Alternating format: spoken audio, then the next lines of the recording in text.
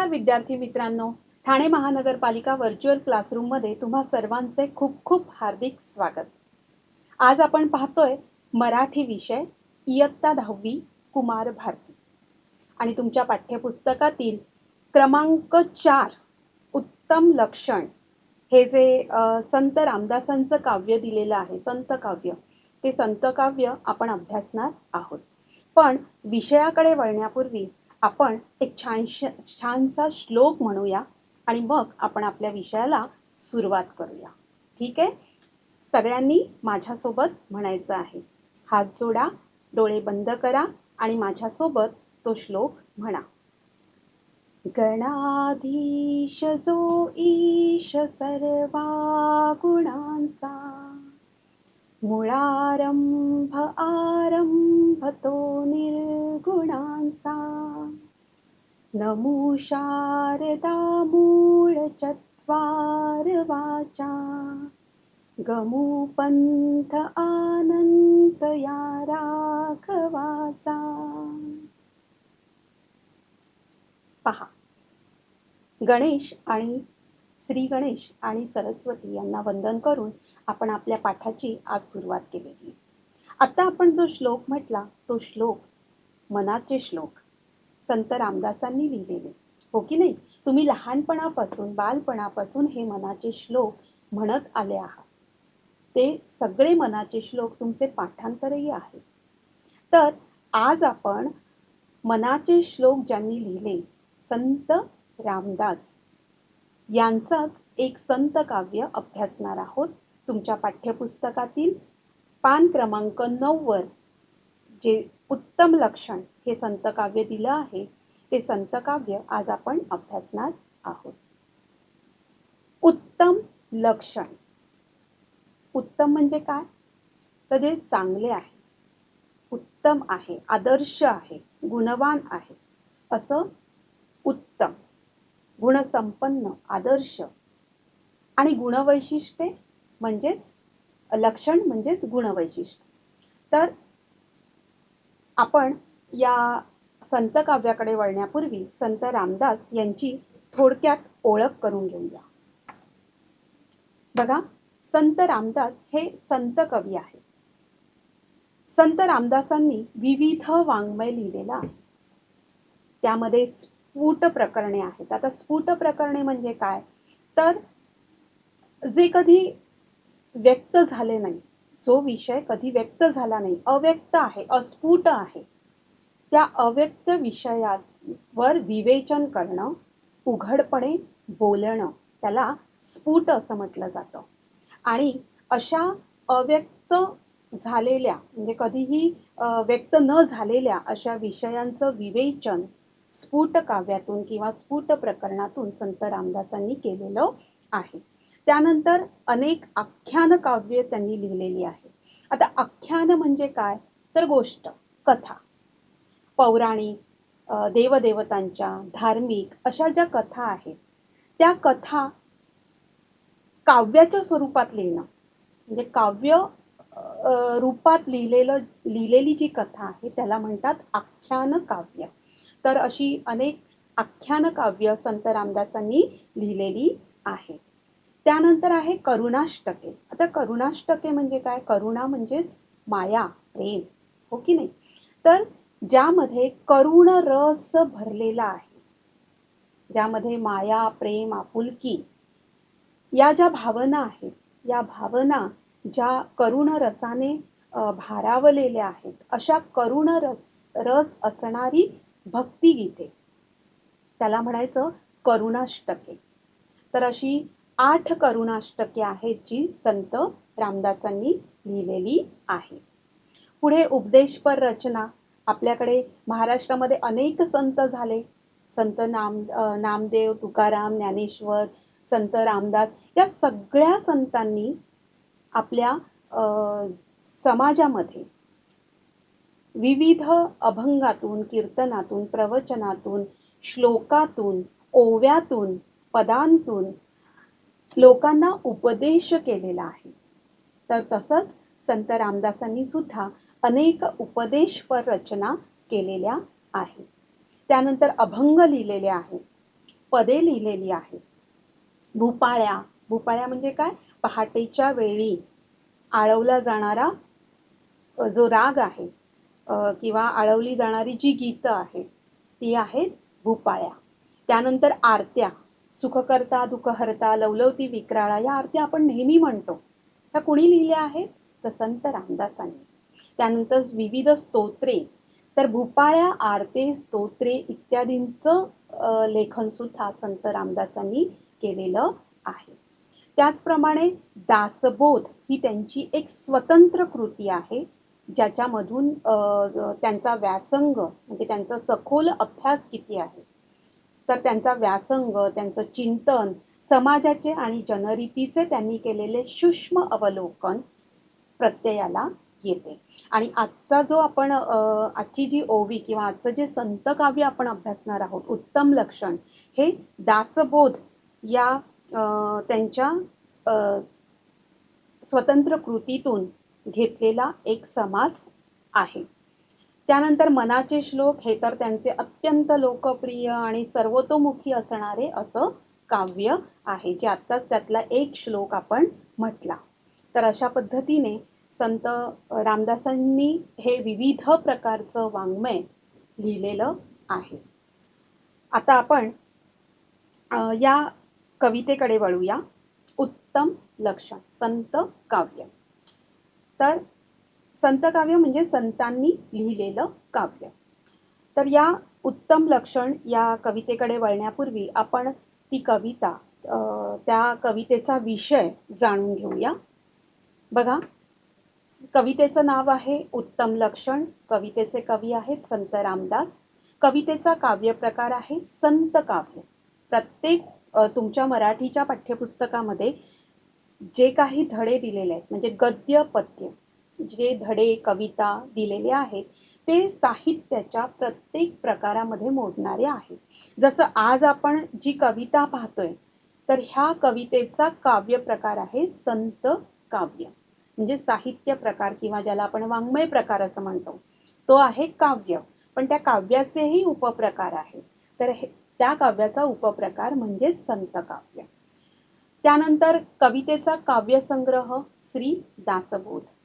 कवितेचा विषय आहे उत्तम माणसाची लक्षणे. म्हणजे या कवितेतून संत रामदासांनी आपल्याला आदर्श, उत्तम, गुणसंपन्न व्यक्तीची लक्षणे सांगितलेली आहेत. लक्षणे म्हणजेच गुणवैशिष्ट्ये सांगितलेली आहेत. तर हा आहे कवितेचा विषय, संत काव्याचा विषय. कवितेतून व्यक्त होणारा भाव कोणता आहे? तर आदर्श माणसे घडविण्याचा.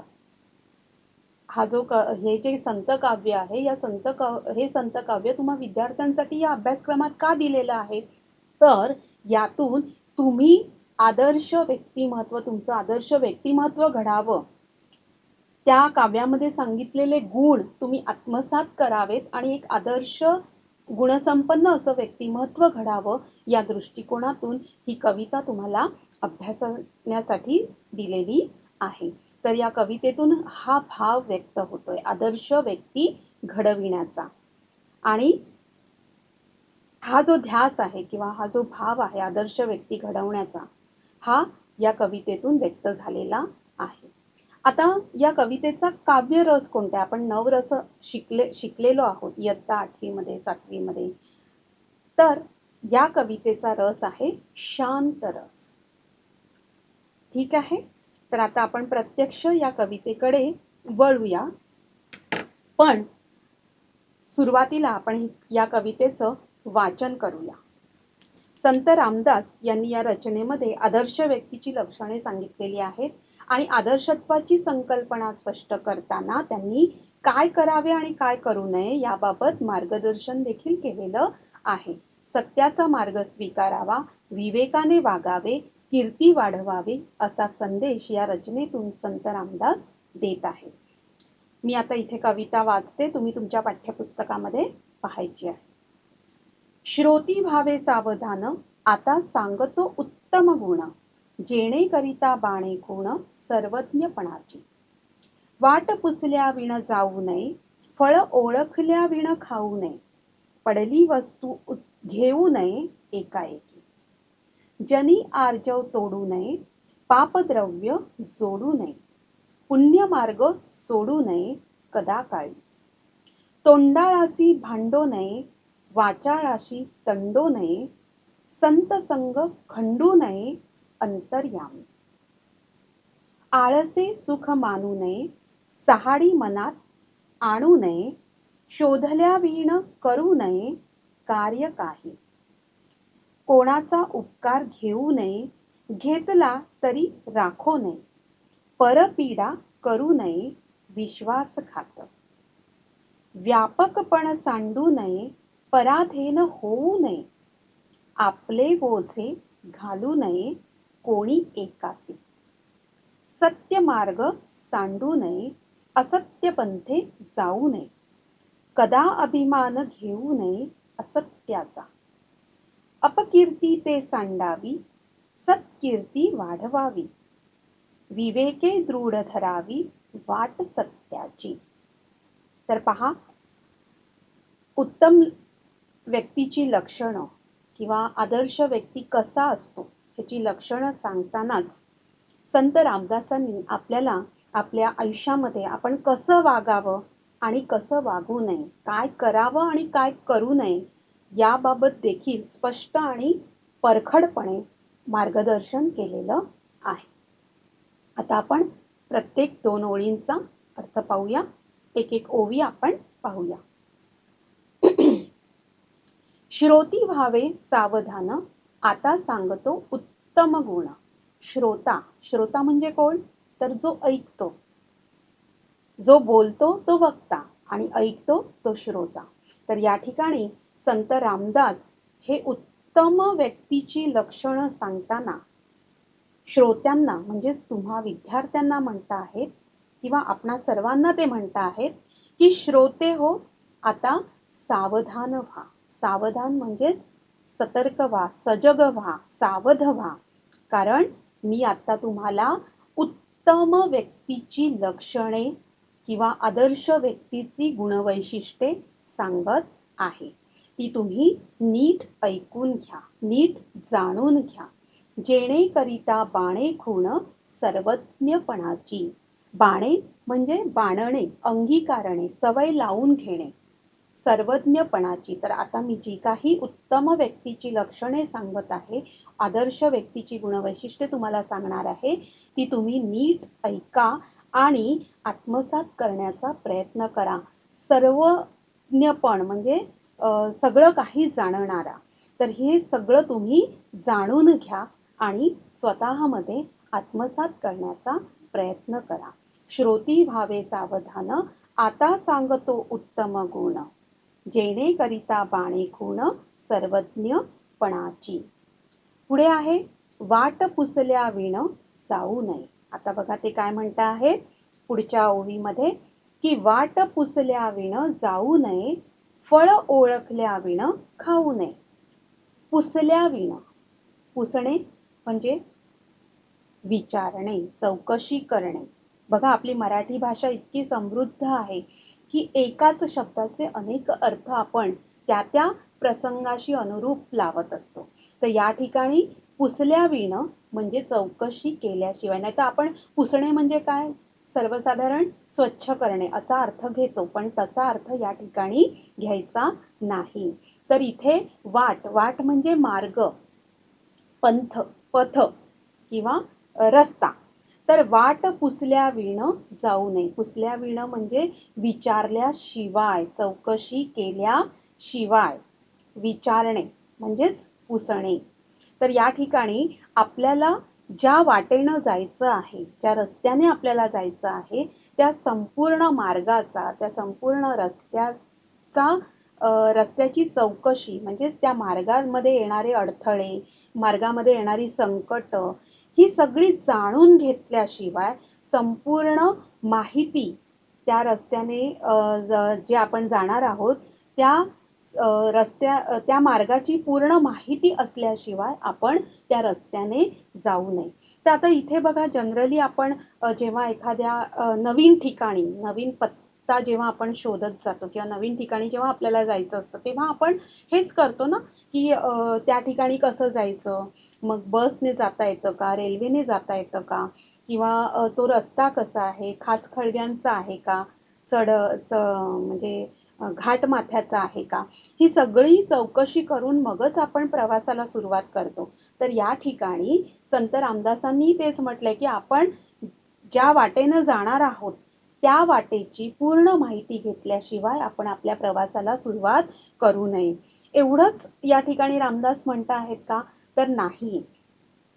तुम्ही विद्यार्थी, आता तुम्ही तुमच्या जीवनामध्ये जे ध्येय ठरवलं आहे, तुमचं जे उद्दिष्ट आहे, की मला पुढे जाऊन आयुष्यात असं स्वतःचं व्यक्तिमत्व घडवायचंय किंवा हे बनायचंय, डॉक्टर, इंजिनियर, जे काही.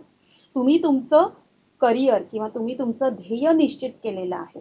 मग त्या ध्येयापर्यंत जाण्यासाठी जो रस्ता आहे, जो मार्ग आहे, त्या मार्गाची पूर्ण माहिती घेतल्याशिवाय तुम्ही प्रवास करायचा नाही. म्हणजे आता तुम्ही 10वी ला आहात आणि 10वी झाल्यानंतर ज्या वेळेला तुम्ही 11वीत पुढचं शिक्षण घेणार आहात, त्यावेळेला तुम्ही जे ध्येय ठरवलं असेल, तर त्या ध्येयाला अनुसरून मग कला शाखेकडे जायचं, विज्ञान शाखेकडे जायचं की वाणिज्य शाखेकडे जायचं. म्हणजे कोणत्या दिशेने, कोणत्या वाटेने जायचं, ही संपूर्ण माहिती तुम्ही मिळवल्याशिवाय कुठलाही निर्णय घ्यायचा नाही किंवा तुमच्या त्या प्रवासाला सुरुवात करायची नाही. कारण जर तुम्ही माहिती न घेता प्रवासाला सुरुवात केली, तर नक्कीच तुम्हाला तुमचं ध्येय किंवा तुम्ही ज्या ठिकाणी जाणार आहात, ते ठिकाण तुम्हाला सापडणार नाही आणि तुम्ही भरकटाल.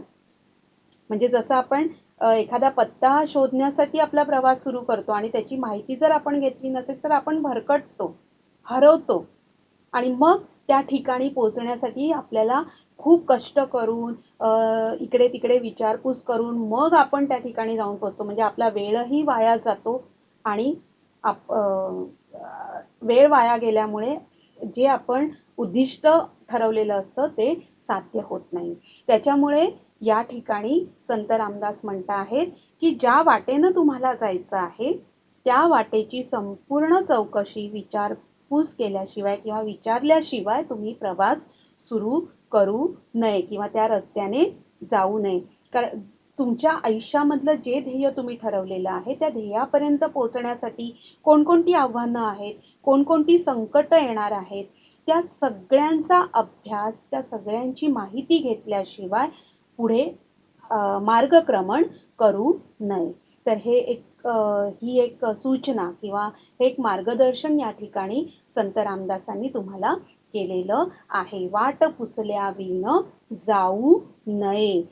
कारण जर तुम्ही कोणतीही विचारपूस न करता प्रवासाला सुरुवात केली, तर तुम्ही आयुष्यात भरकटाल, हरवाल आणि मग तुमचं जे उद्दिष्ट आहे, जे ध्येय आहे, ते तुम्हाला प्राप्त होणार नाही. म्हणून वाट पुसल्या विण जाऊ नये. पुढे ते म्हणत आहेत, की फळ ओळखल्या विण खाऊ नये. बघा, फळ हे बाहेरून वेगळं दिसतं आणि त्याचं जे अंतरंग असतं, त्याचे जे गुण असतात, गुणधर्म असतात, ते वेगळे असतात. आपण गोड लागणारं फळ खातो, कडू लागणारं खात नाही. म्हणजे चव प्रत्येक फळाची वेगळी असते. प्रत्येक फळाच्या अंतरंगातले गुणधर्म वेगवेगळे असतात.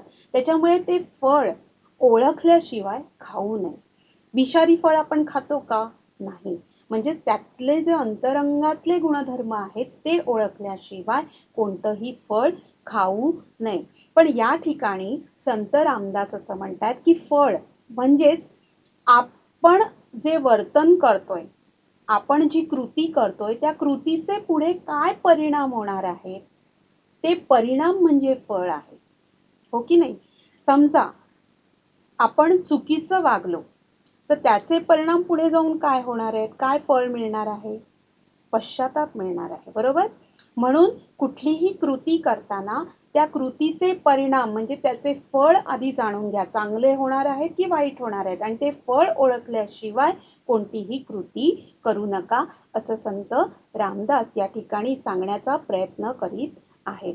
म्हणून ते म्हणतात, की कुठलंही फळ ओळखल्याशिवाय पटकन खाऊ नये. तर यामागे अव्यक्त भाव हा देखील आहे, की कोणतीही कृती करण्यापूर्वी त्या कृतीचे परिणाम पुढे काय होणार आहेत, काय फळ मिळणार आहे ते आधी ओळखा आणि मगच कृती करा. तर हा अव्यक्त भाव या ठिकाणी संत रामदासांनी सांगितलेला आहे. कारण म्हटलंच आहे ना, जैसे ज्याचे कर्म तैसे मिळते फळ, हो की नाही?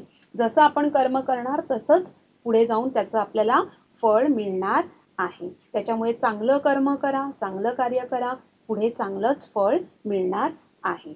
म्हणून या ठिकाणी संत रामदासांनी फळाचं उदाहरण देऊन ते म्हणतात की फळ ओळखल्या विण खाऊ नये. फळाचे अंतरंग जाणून घेतल्याशिवाय कोणतंही फळ खाऊ नये. पुढे ते म्हणत आहेत, पडली वस्तू घेऊ नये एकाएकी. एकाएकी म्हणजे अचानक, एकदम. कुठली रस्त्यात पडलेली कुठलीही वस्तू ती आपली असते का? नाही, कुणाची तरी ती पडलेली असते. मग अशी कुणाची तरी पडलेली वस्तू आपण आपली म्हणून घ्यायची का पटकन? तर नाही. आणि जरी घेतलीच तरी ती आपली नसते. ती आपण जवळच्या नजीकच्या पोलीस स्टेशनला नेऊन द्यायची असते. तर संत रामदास म्हणत आहेत की पडली वस्तू घेऊ नये एकाएकी. रस्त्यामध्ये पडलेली कोणतीही वस्तू अचानक पटकन उचलू नये, कारण ती आपली नसते. तर अशा पद्धतीने या ठिकाणी काय करावे आणि काय करू नये याचं स्पष्ट आणि परखड शब्दामध्ये मार्गदर्शन संत रामदासांनी या ओवीतून केलेलं आहे. पुढे जाऊया. पुढे ते म्हणत आहेत, जनी आर्जव तोडू नये, पापद्रव्य जोडू नये. आर्जव म्हणजे काय? विनंती, याचना. जनी म्हणजे लोक. तोडू नये. तर जनी आर्जव तोडू नये. तोडू नये म्हणजेच काय? की कधीही लोकांनी केलेली जी विनंती आहे किंवा कोणी अडलेलं नडलेलं आपल्याकडे येतं, आपल्याजवळ याचना करतं, आपली मदत मागतं, आपल्याला विनंती करतं, तर लोकांनी केलेली ही जी विनंती आहे ती नेहमी लक्षात घ्यावी. तिला अमान्य करू नये, तिचा अपमान करू नये, तर तिचा आदर करावा. म्हणजे ज्या वेळेला एखादी व्यक्ती आपल्याकडे येते किंवा लोक आपल्याकडे मदतीची याचना करतात, मदतीसाठी विनंती करतात, त्यावेळी त्यांच्या त्या विनंतीचा आदर करावा, त्या विनंतीला मान द्यावा. त्यांची ती याचना, त्यांचा तो आर्जव अमान्य करू नये. आणि बघा, बऱ्याचदा असं होतं की समोरचा व्यक्ती खूप आपुलकीने आपल्याला विनंती करत असतो. मग त्यावेळेला आपण जर त्याला म्हटलं की नाही नाही, आता मला तुझ्याकडे यायला वेळ नाही किंवा तुझ्या विनंतीला मान द्यायला वेळ नाही किंवा मी तुझ्याकडे येऊ शकत नाही, तर अशा वेळेला त्या समोरच्या व्यक्तीचं मन दुखावलं जाईल. त्याच्यापेक्षा आपल्याकडे जर त्यावेळी वेळ नसेल तर स्पष्ट तसं सांगावं की बाबा मी येईन तुझ्याकडे, नक्की येईन, पण आज आत्ता या क्षणी मला तुझ्याकडे येता येणार नाही. म्हणजेच काय की त्याचं मनही राखलं जातं, त्याच्या विनंतीचा आदरही केला जातो. म्हणून लोकांचे जे आर्जव आहेत, लोकांची जी विनंती आहे ती कधी अमान्य करू नये. त्या विनंतीचा नेहमी आदर राखावा, असं या ठिकाणी संत रामदासांनी सांगितलेलं आहे. जनी आर्जव तोडू नये, पापद्रव्य जोडू नये. जोडू नये म्हणजे काय? साठवू नये. पाप म्हणजेच कपट किंवा वाईट मार्ग, आणि द्रव्य म्हणजे धन, पैसा, संपत्ती. तर कोणत्याही वाईट मार्गाने किंवा कपट करून किंवा एखाद्याला फसवून त्याची लुबाडणूक करून अशा कोणत्याही वाईट मार्गाने संपत्ती मिळवू नये. जोडू नये म्हणजेच साठवू नये. तर लोकांनी जे काही पाप किंवा कपट आहे ते कपट करून किंवा एखाद्याला फसवून, लुबाडून, लाडी लबाडी करून आपण कोणत्याही संपत्तीचा साठा करू नये. पुण्य मार्ग सांडू नये. आणि त्याचबरोबर पुण्य मार्गाने आपण काय करायचं? सद्वर्तन करत राहायचं. म्हणजेच वाईट मार्गाने पैसा न मिळवता, पापद्रव्य न साठवता, चांगल्या मार्गाने सद्वर्तन करून, मेहनत करून, कष्ट करून आपण पुढे जाण्याचा प्रयत्न करावा. पुण्य मार्ग जो चांगला मार्ग आहे, जो सद्वर्तन करून आपण चांगल्या मार्गाने नेहमी जायला हवं. तर अशा प्रकारे या ठिकाणी संत रामदासांनी आपल्याला सांगितलेलं आहे. म्हणजे सद्वर्तन कधीही सोडू नये. कदाकाळी म्हणजेच कधीही सोडू नये. पुण्य मार्ग, चांगला मार्ग नेहमी अवलंब करावा. चांगल्या मार्गानेच नेहमी आपलं जो जीवनाचा प्रवास आहे, जे आपलं वर्तन आहे, ते वर्तन चांगल्या मार्गानेच करत राहावं. पुढे आहे, तोंडाळासी भांडो नये, वाचाळासी तंडो नये. तोंडाळ व्यक्ती, तोंडाळ म्हणजे काय? ज्यांना सतत भांडायचीच सवय असते, असा तोंडाळ व्यक्ती जो असतो, त्या तोंडाळ व्यक्तीच्या नादी कधीही लागू नये. म्हणजे जी व्यक्ती तोंडाळ आहे, भांडकुदळ आहे, अशा व्यक्तीचा स्वभाव आपल्याला माहिती असतो की ही व्यक्ती खूप भांडते, भांडकुदळ आहे. मग अशा व्यक्ती सोबत कधीही भांडत बसण्यात आपला अमूल्य वेळ वाया घालवू नये. तोंडाळाशी भांडो नये, तसंच वाचाळाशी तंडो नये. वाचाळ म्हणजे काय? व्यर्थ बडबड करणारा. तर असा हा जो वाचाळ आहे व्यक्ती, तशा वाचाळ व्यक्तीसोबत सुद्धा कधीही तंटा करू नये, तंडो नये. तंडो म्हणजेच तंटा, भांडण करत बसू नये. कारण आपल्याला माहिती आहे की हे व्यक्ती कसे आहेत? व्यर्थ बडबड करणारे आहेत किंवा सतत भांडणारे आहेत. काही व्यक्तींना अशी सवय असते की काही ना काही निमित्त काढून ते फक्त भांडणच करत असतात, कुणाशीच त्यांचं पटत नाही. मग अशा व्यक्तीचा स्वभाव ज्यावेळेला आपल्याला माहिती असतो, त्यावेळी अशा व्यक्तीशी भांडत बसण्यात आपला अमूल्य वेळ वाया घालवू नये. म्हणून या ठिकाणी संत रामदास म्हणत आहेत की तोंडाळाशी भांडू नये, वाचाळाशी तंडो नये. वाचाळ व्यक्तीशी, व्यर्थ बडबड करणाऱ्या व्यक्तीशी सुद्धा तंटा करत बसू नये. संत संग खंडू नये, अंतर्यामी. मात्र संत संग, संग म्हणजे मैत्री, सोबत संत, संत म्हणजे सद्वर्तन करणारी, चांगले वर्तन करणारे जी व्यक्ती आहे. तुम्ही म्हणाल आम्ही संतांशी कुठे आता मैत्री करणार, पण संत म्हणजेच आपल्या आजूबाजूला असणारी चांगलं वर्तन करणारी जी माणसं आहेत, असे आदर्श माणसं जी आहेत, त्यांच्याशी असलेली, म्हणजे चांगल्या व्यक्तीशी असलेली मनापासून केलेली मैत्री कधीही खंडू नये, तोडू नये, सोडू नये. तर असे जे सज्जन व्यक्ती आहेत आपल्या आजूबाजूला, जी चांगलं वर्तन करणारी चांगली माणसं आहेत, त्यांना संत असं म्हटलेलं आहे. तर या संतांसोबत केलेली जी मैत्री आहे, संग म्हणजेच मैत्री, संगत, तर ही मैत्री मनापासून जपावी. ती मैत्री कधीही सोडू नये, तोडू नये. नेहमी सज्जनांच्या सहवासामध्ये राहावं. कारण चांगल्या व्यक्तींच्या सोबत राहिल्याने आपलंही आयुष्य चांगलं बनतं किंवा आपणही आपलं वर्तन, आपलं व्यक्तिमत्व चांगलं घडलं जातं. आपल्यावर चांगले संस्कार घडले जातात. आणि म्हणून संत रामदास इथे म्हणत आहेत की संत संग खंडू नये, अंतर्यामी. अंतर्यामी म्हणजे मनापासून, मनातून जी कायम मनापासून केलेली संतांशी जी मैत्री आहे, ती कधीही सोडू नये किंवा तोडू नये. नेहमी संतांच्या संगतीत राहावं, सज्जनांच्या, चांगल्या व्यक्तींच्या सहवासात राहावं. पुढे वळूया. आळसे सुख मानू नये, चहाडी मनास आणू नये. आळस, हो की नाही? आपल्या षडरिपू आपल्याला माहिती आहे, मद मत्सर मोह लोभ.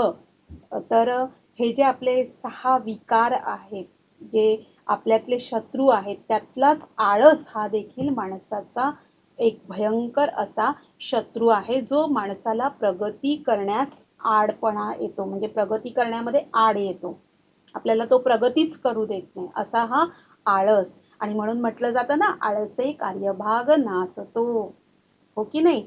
म्हणून आळसे सुख मानू नये. म्हणजे आळसाने कुठलीही मेहनत न करता, कुठलेही कष्ट न करता आयतं जे मिळत जातं, ते आयतं मिळालेलं सुख, म्हणजेच आळसात मिळालेलं सुख किंवा आळसात मिळालेला आनंद, त्या आनंदामध्ये कधीही सुख मानू नये. काम न करता ऐटीतपणे ऐशो आरामात बसून आळस करून आनंद घेऊ नये. कुठलंही सुख त्यामध्ये नसतं. आणि जर कुठलंही मेहनत, कुठलेही कष्ट न करता आयतं मिळालेलं जे सुख आहे ते कधीही कायमस्वरूपी टिकत नाही. एक साधं उदाहरण देते.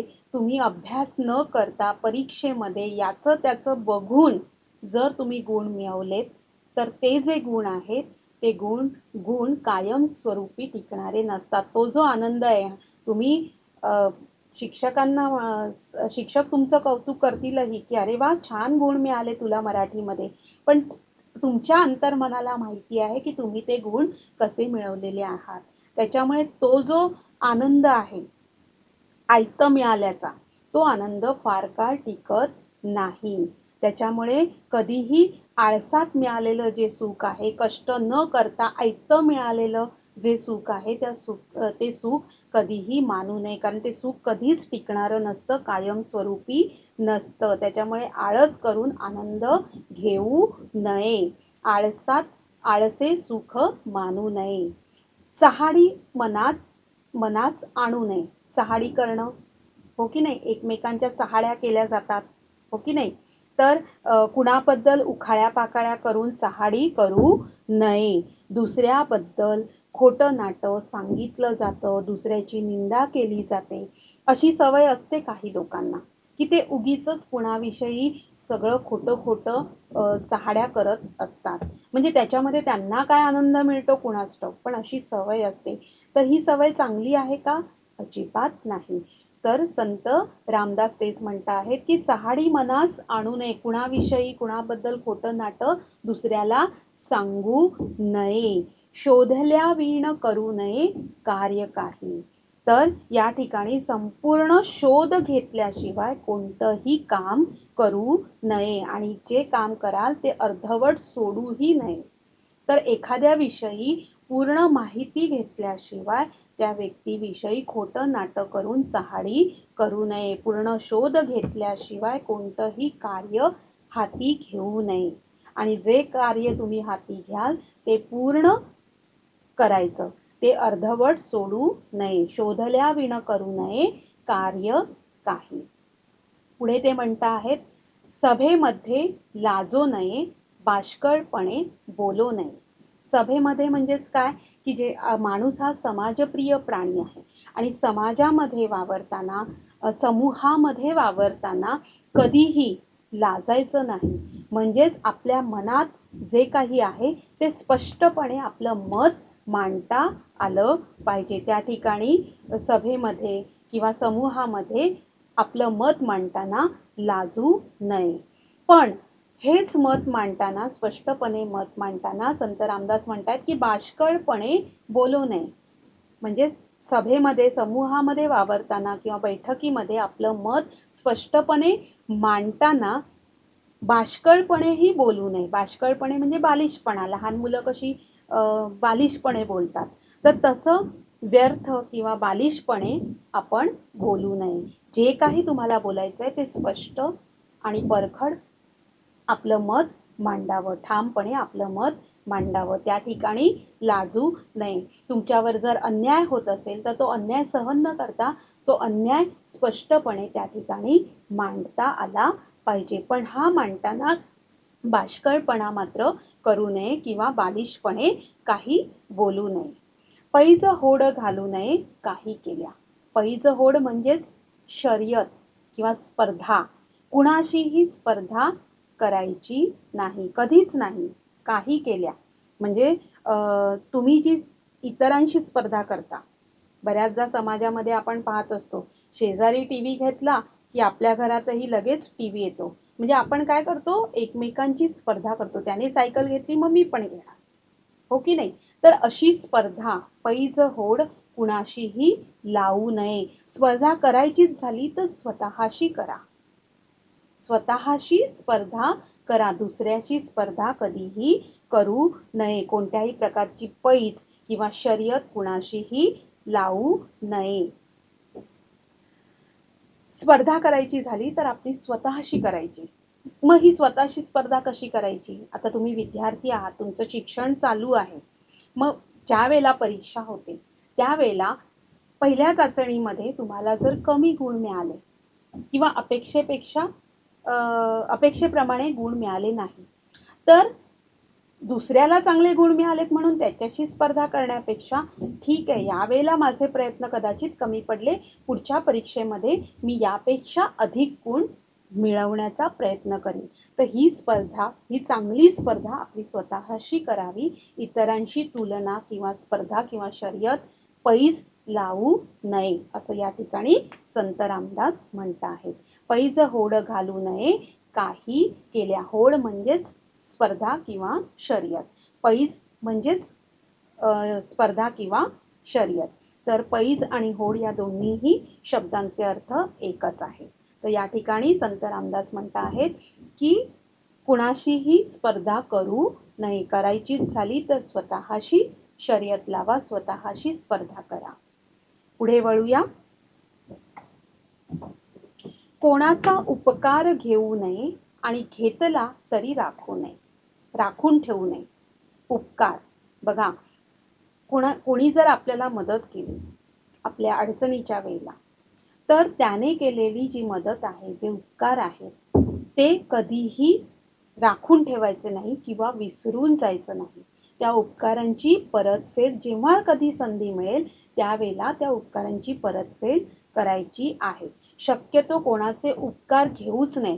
पण जर तातडीने तशी गरज भासलीच आणि एखाद्याने आपल्याला मदत केली किंवा आपल्यावर उपकार केलेच, तर ते उपकार राखून ठेवायचे नाही, जतन करून ठेवायचे नाही. तर जेव्हा जेव्हा संधी मिळेल त्यावेळी त्या उपकारांची परतफेड आपण करायची आहे. कोणाचाही उपकार घेऊ नये, घेतला तरी राखू नये.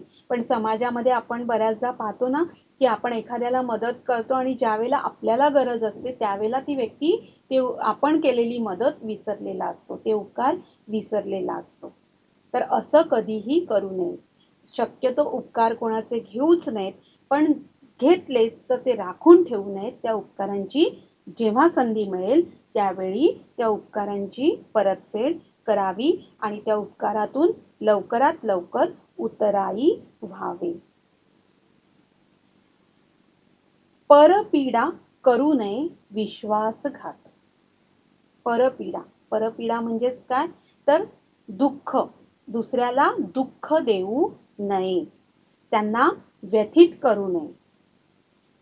परपीडा करू नये विश्वासघात म्हणजे कुणाशीही बेईमानी करू नये, बेईमानी करून वागू नये. समोरचा व्यक्ती आपल्यावर विश्वास ठेवतो आणि त्या विश्वासाने तो आपल्याला काही गोष्टी सांगत असतो, आपल्याकडे मदत मागत असतो, तर आपणही त्या विश्वासाला पात्र ठरावं, असं वर्तन करावं. त्याचा विश्वासघात करू नये किंवा त्या व्यक्तीची फसवणूक करू नये, बेईमानी करून त्याला दुःख देऊ नये. आणि म्हणून या ठिकाणी संत रामदास म्हणत आहेत की परपीडा करू नये, दुसऱ्याला कधीही दुःख देऊ नये, त्याला कधीही व्यथित करू नये. त्याने जर आपल्यावर विश्वास ठेवला आहे तर तो विश्वास आपण टिकवला पाहिजे. कुणाचाही विश्वासघात करू नये, कुणाशीही बेईमानी करू नये. आपले ओझे व्यापकपण सांडू नये, पराधीन होऊ नये. व्यापक म्हणजेच मोठेपणा, पण या ठिकाणी संत रामदास मनाचा मोठेपणा असा त्याचा अर्थ सांगत आहेत की व्यापकपण सांडू नये, पराधीन होऊ नये. आपल्या मनाचा मोठेपणा हा कायम आपण ठेवावा. काही व्यक्ती अशा असतात की ज्या मनाचा मोठेपणा ठेवत नाही, कुत्सित वृत्तीचे असतात. तर या ठिकाणी संत रामदास म्हणत आहेत की व्यापकपणा सांडू नये, मनाचा जो मोठेपणा आहे तो कधीही घालवू नये. पराधीन होऊ नये, पराधीन म्हणजेच परावलंबी, दुसऱ्यावर अवलंबून राहणे. तर कधीही दुसऱ्यावर अवलंबून राहू नये. आता तुम्ही विद्यार्थी आहात, सध्या तुम्ही तुमच्या आई वडिलांवर अवलंबून आहात, पण ज्यावेळी तुमचं शिक्षण पूर्ण होईल, तुम्ही मोठे होऊन नोकरी कराल किंवा व्यवसाय कराल त्यावेळेला तुम्ही स्वावलंबी बनणार आहात. तसंच आता घरातही बऱ्याचदा आपण छोट्या छोट्या वस्तू ज्या आहेत त्या आयत्या मागत असतो. आई हे दे, आई ते दे. तर हे चुकीचं आहे. तुम्ही जसे जसे मोठे व्हाल तसं स्वतःची कामं, स्वतःच्या जबाबदाऱ्या, स्वतःची कर्तव्य स्वतः करा. म्हणजेच आत्तापासून स्वावलंबी बना असं संत रामदास या ठिकाणी म्हणतायत. कोणावरही अवलंबून राहायचं नाही. पराधीन होऊ नये, परावलंबी राहायचं नाही. आपले ओझे घालू नये. ओझे म्हणजेच आपला भार, आपलं आयुष्याचं ओझं जे आहे ते दुसऱ्यावर देऊ नये. आपले ओझे घालू नये कोणी एकाएशी. म्हणजे कुणावरही आपल्या आयुष्याचं ओझं लादू नये. पुढे वळूया. सत्य मार्ग सांडू नये, असत्य पंथे जाऊ नये. नेहमी सत्याचाच मार्गाचा अवलंब करायचा आहे. सत्याचा मार्ग कधीही सोडू नये. कारण सत्याच्या मार्गाने गेल्यामुळे आपलं आयुष्य हे यशस्वी होत असतं. असत्य पंथे जाऊ नये. पंथ म्हणजेच मार्ग.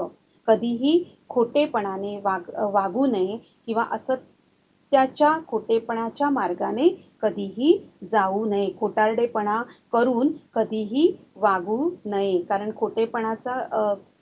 खोटेपण किंवा असत्य हे कधी ना कधी समोर येतच. त्याच्यामुळे कधीही खोटेपणा करून, खोटं वागून आपण त्या मार्गाने पुढे जाऊ नये. कारण पुढे जर त्या मार्गाने गेलात तर पुढे तुम्ही यशस्वी होऊ शकत नाही. म्हणून नेहमी सत्याचा मार्ग स्वीकारावा. सत्याच्या मार्गाने पुढे आपलं आयुष्य क्रमण करावं. कदा अभिमान घेऊ नये असत्याचा. आणि असत्याचा कधीही अभिमान किंवा गर्व करू नये. कारण म्हणतात ना की खोटेपणा जर केला आणि खोटेपणाने जर आपण पुढे जात राहिलो तर पुढे जाऊन आपण अयशस्वीच होणार आहोत. त्याच्यामुळे खोटेपणाचा कधीही गर्व करू नये, अहंकार करू नये. कारण गर्वाचं घर हे नेहमी खाली असतं. त्याच्यामुळे या ठिकाणी संत रामदास म्हणत आहेत की कदा अभिमान घेऊ नये असत्याचा. खोटेपणाचा किंवा खोटेपणाने जे काही तुम्ही यश मिळवलेलं आहे त्या यशाचा कधीही अभिमान, गर्व करू नये. आणि शेवटी संत रामदास म्हणत आहेत अपकीर्ती ते सांडावी, सत्कीर्ती वाढवावी. वाढवावी म्हणजेच वाढवावी. अपकीर्ती म्हणजेच काय की वाईट आपली बेअप्रू आपण समाजामध्ये जेव्हा वावरतो त्यावेळेला अपकीर्तीला बळी पडू नये. कुप्रसिद्धी टाळावी. आपण जर चांगलं वर्तन केलं तर आपली सगळीकडेच वाहवा होते. पण तेच जर आपण वाईट वर्तन केलं तर सगळीकडे आपली बेअब्रू होते, बेईमानी होते. म्हणजेच आपलं जे वर्तन आहे ते नेहमी चांगलं ठेवावं. अपकीर्तीला आपण बळी पडू देऊ नये किंवा कुप्रसिद्धी टाळावी. चांगली कीर्ती वाढवावी आणि चांगल्या प्रकारे प्रसिद्ध पावावे. सत्कीर्ती वाढवावी. चांगलं वर्तन करून आपली चांगली प्रसिद्धी वाढवावी. विवेके दृढ धरावी वाट सत्याची. विवेक म्हणजे काय तर सारासार विचार बुद्धी. मग या ठिकाणी विचार करून वागावं असं या ठिकाणी संत रामदास म्हणतायत. म्हणजे विचार करून आपल्याला ते सांगता आहेत की अपकीर्ती ते सांडावी, सत्कीर्ती वाढवावी. काय योग्य आहे, काय अयोग्य आहे याचा सारासार विचार करून मगच सत्याच्या वाटेने किंवा सत्य मार्ग पत्करावा किंवा विवेकाने वर्तन करून सत्याच्या मार्गाने आपण आपलं आयुष्य मार्गक्रमित करत पुढे जावं. कारण सत्याच्या मार्गाने गेल्यामुळेच आपण आयुष्यात पुढे यशस्वी होत असतो. तर या ठिकाणी संत रामदास यांनी विचार करून वर्तन करावे आणि आपली सत्कीर्ती वाढवावी असा एक संदेश या संत काव्यातून आपल्याला दिलेला आहे. तर अशा पद्धतीने या ठिकाणी उत्तम व्यक्ती जो असतो त्या उत्तम व्यक्तीमध्ये ही सगळी चांगली गुणवैशिष्ट्ये असतात आणि याच म्हणजे उत्तम माणसाच्या गुणवैशिष्ट्यांविषयी सांगतानाच आपण आयुष्यात काय करावे आणि काय करू नये याविषयीचं विवेचन संत रामदासांनी या संत काव्यातून दिलेलं आहे. मी आशा करते की तुम्हाला हे संत काव्य समजलेलं आहे. आणि आता आपण त्या संत काव्याच्या स्वाध्यायाकडे वळूया. तुमच्या पाठ्यपुस्तकामध्ये पान क्रमांक 10 वर जो स्वाध्याय दिलेला आहे तो स्वाध्याय कृती तुम्हाला तुमच्या वहीमध्ये सोडवायची आहे. या ठिकाणी बघा कृती दिलेली आहे. आकृती पूर्ण करा. संत रामदास यांनी विचार करून करायला सांगितलेल्या गोष्टी. आत्ताच आपण शेवटच्या ओळीमध्ये पाहिलं की त्यांनी सारासार विचार करायला सांगितले. विवेके तर सारासार विचार करून संत रामदासांनी आपल्याला सांगितलेलं आहे. त्या कोणत्या गोष्टी करायला सांगितलेल्या आहेत त्या या ठिकाणी तुम्हाला लिहायच्या आहेत की अपकीर्ती सांडावी, सत्कीर्ती वाढवावी आणि सत्याची वाट दृढ करावी. तर अशा पद्धतीने त्यांनी विचार करून करायला सांगितलेल्या गोष्टी या ठिकाणी तुम्हाला लिहायच्या आहेत. त्यानंतर आहे कधीही करू नयेत अशा गोष्टी. तर या ठिकाणी संपूर्ण संत काव्यातून आपल्याला संत रामदासांनी कोणत्या गोष्टी कराव्यात आणि कोणत्या करू नयेत याचं स्पष्ट आणि परखड असं मार्गदर्शन केलेलं आहे. तर या ठिकाणी कधीही करू नयेत अशा गोष्टी कोणत्या आहेत त्या तुम्हाला या ठिकाणी लिहायच्या आहेत. पुण्यमार्ग सोडू नये, पैज किंवा होड लावू नये, असं जे करू नये असं जे सांगितलेलं आहे ते त्या ठिकाणी तुम्हाला लिहायचं आहे. त्यानंतर पुढचा जो ई प्रश्न आहे की तुमच्यातील प्रत्येकी 3 गुण आणि 3 दोष शोधून लिहा. तर आता प्रत्येकाने आपल्यामध्ये कोणते गुण आहेत आणि कोणते दोष आहेत ते 3 गुण आणि 3 दोष त्या ठिकाणी लिहायचे आहेत. त्यानंतर दुसरी कृती दिलेली आहे. खालील व्यक्तींशी कसे वागावे असे संत रामदास म्हणतात. तिथे दिले तोंडाळ. मग तोंडाळ व्यक्तीशी कसं वागावं तर तोंडाळाशी भांडू नये. त्यानंतर दिलंय संत, संत संग खंडू नये. पुढे तिसरा प्रश्न आहे खालील गोष्टींबाबत कोणती दक्षता घ्यावी ते लिहा. तर एका बाजूला गोष्टी दिलेल्या आहेत आळस, परपीडा आणि सत्यमार्ग आणि दुसऱ्या बाजूला कोणती दक्षता घ्यायची आहे ती आपल्याला लिहायची आहे. मग आळस ही जी गोष्ट आहे त्याच्यामध्ये कोणती दक्षता घेणार आहात तुम्ही तर आळसात सुख मानू नये किंवा परपीडा करू नये, सत्यमार्ग सोडू नये. तर अशा पद्धतीने तुम्ही ही जी धड्याखालची कृती दिलेली आहे ही कृती वहीमध्ये लिहायची आहे आणि तुमच्या शाळेतले जे कोणी मराठी विषयाचे शिक्षक आहेत त्यांच्याकडून तपासून घ्यायची आहे. पुढे चौथं जे आहे ते काव्य सौंदर्य दिलेलं आहे आणि तिथे खालील ओळींचे रसग्रहण तुमच्या शब्दात लिहा असं सांगितलेलं आहे. आणि तिथे तुम्हाला रसग्रहणासाठी या कवितेतल्या 2 ओळी दिलेल्या आहेत की जनी आर्जव तोडू नये, पापद्रव्य जोडू नये, पुण्यमार्ग सोडू नये कदाकाळी. तर या ज्या ओळी दिलेल्या आहेत ह्या ओळींचं रसग्रहण करताना तुम्ही 3 मुद्द्यांमध्ये ते रसग्रहण करायचं आहे. त्या कवितेचं जे आशय सौंदर्य आहे म्हणजे ती कवितेचं नाव, ती कोणत्या काव्यसंग्रहातून घेतली आहे, त्याचे कवी कोण आहेत हे त्यामध्ये लिहायचं आहे. त्यानंतर काव्य सौंदर्य लिहायचं आहे आणि काव्य सौंदर्यामध्ये या ओळींचं स्पष्टीकरण लिहायचं आहे. आणि शेवटचा मुद्दा आहे भाषिक वैशिष्ट्य. तर या ठिकाणी आपण पाहिलेलंच आहे की यामध्ये शांत रस आहे किंवा यमक जुळलेलं आहे बघा. तोडू नये, जोडू नये, सोडू नये, खंडू नये, तंडू नये. तर अशा पद्धतीने यमक जुळवलेलं आहे. तर ही जी भाषिक वैशिष्ट्ये आहेत ही भाषिक वैशिष्ट्ये तुम्ही त्या रसग्रहणामध्ये लिहायची. तर रसग्रहण कवितेचं करताना आशय सौंदर्य, काव्य सौंदर्य आणि भाषिक वैशिष्ट्ये अशा 3 मुद्द्यांमध्ये त्या कवितेचं रसग्रहण करायचं आहे. तर अशा पद्धतीने पुढे पण दिलेला आहे तो स्वाध्याय तुम्ही तुमच्या वहीमध्ये सोडवायचा आहे. ठीक आहे. तर या ठिकाणी आपण थोडंसं मी ही कविता तुम्हाला किंवा हे श्लोक गाऊन दाखवते जेणेकरून ते पाठ करायला तुम्हाला सोपं जाईल. तर शेवटी आपण ही कविता एकदा गाऊन घेणार आहोत. मी गाते, तुम्ही माझ्या मागे म्हणा.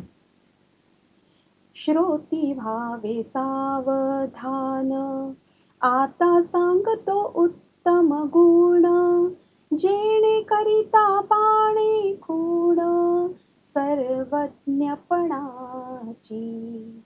वाट पुसल्या वीण जाऊ नये, फळ ओळखल्या वीण खाऊ नये, पडली वस्तू उच घेऊ नये एका एकी.